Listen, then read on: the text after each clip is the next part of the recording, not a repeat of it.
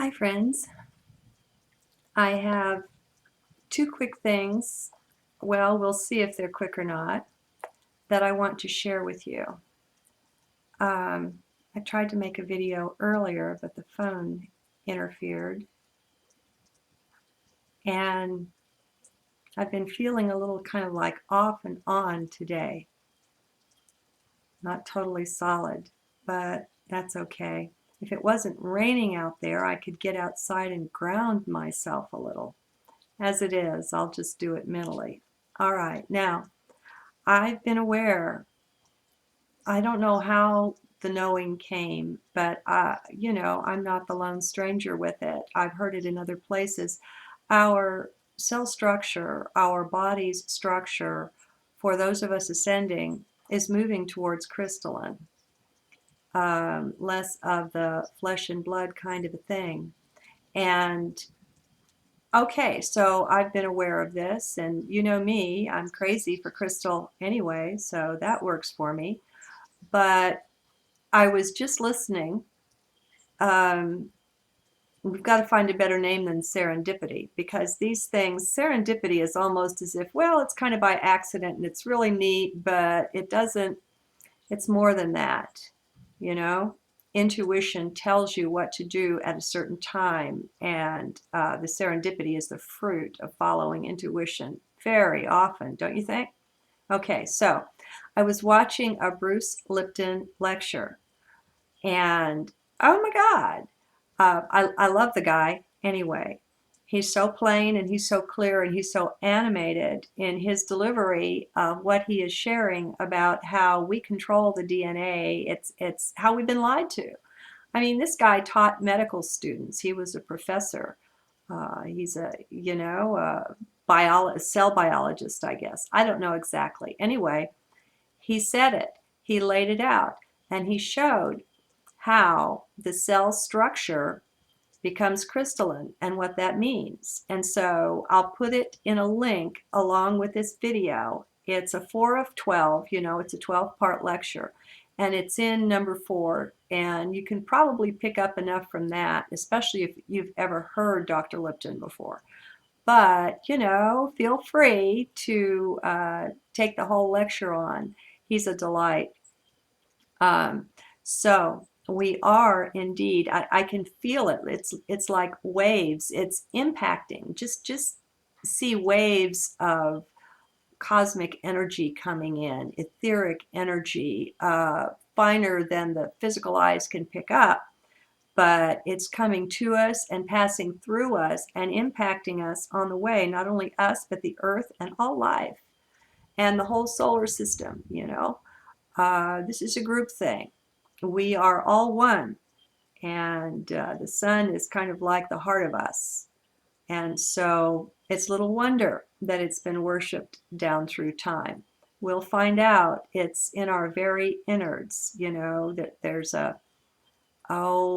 words. We could say that we've got a part of us in the sun. But anyway, the other thing that I wanted to share was I'm converting it now, a video.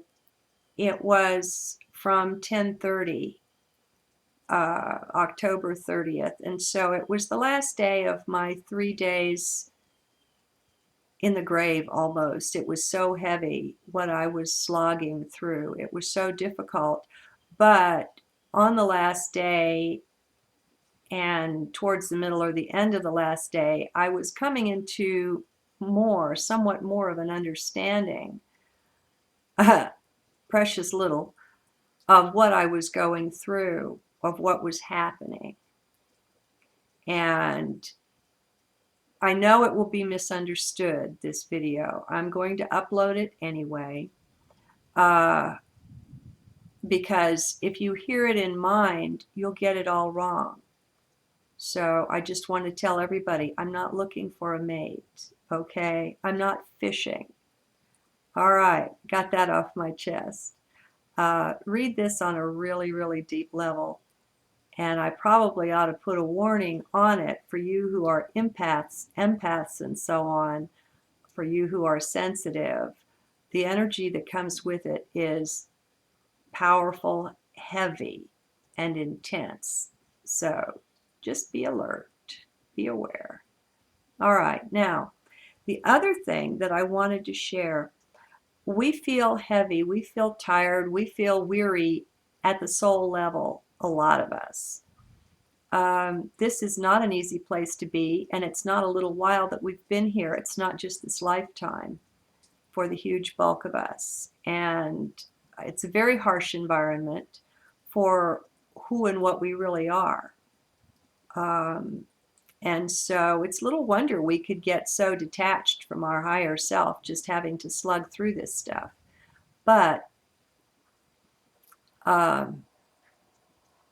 what has come to me a number of times and is coming even stronger to me now is that spirit has to be very careful with us. We are fragile in a way. When you combine this deep soul weariness with the divinity that we will find at the heart of us, the ecstasy of that, the absolute upliftment, the oh God, it's another world.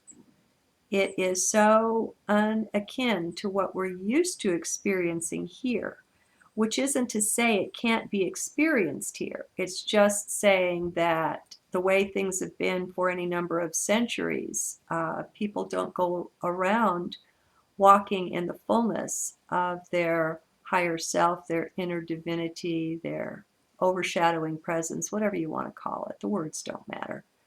I mean, they don't to me. I hope they don't to you.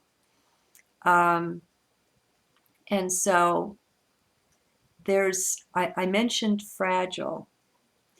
The contrast between the heavy load that we carry, just see yourself as a hiker, and you're on the mountain and you've got your backpack, and it's been a really long heck of a hike, and you've been at it for years, and you're used to your pack. You're used to the difficulty of the road, the roughness of it. You're used to stubbing your toe or, getting scraped in the bushes as you go through, or this and that. You've gotten accustomed to the burdens that you bear. And so you're a pretty steady hiker, all right?